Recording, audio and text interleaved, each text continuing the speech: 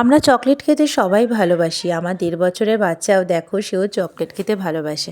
বাইরে থেকে তো কিছু দেওয়া যায় না, তাই জন্য ঘরেই আজকে তোমার সমস্ত ড্রাই ফ্রুটসগুলো যা যা তোমার কাছে থাকে, যেমন আমি আলমন্ডস, কুমড়োর বীজ, তিল, তিসির এগুলো দিয়ে, আখরোটও দিয়েছি আর খেজুরটা রেখেছি আমি বাইন্ডিংয়ের হিসাবে।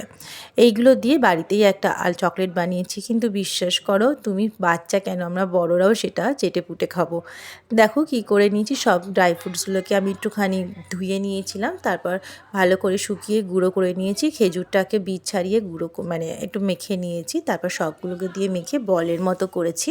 আর ঘরে যে আমার ডার্ক চকলেট কম্পাউন্ড ছিল সেটাকে ডাবল বয়লারে মেল্ট করেছি, আর চিনে বাদামের মধ্যে সেটাকে রোল করেছি। আর এরপরে ক্যাডবেরির মধ্যে চিনে বাদামটাকে নিয়ে মিশিয়ে সেভাবেই করেছি।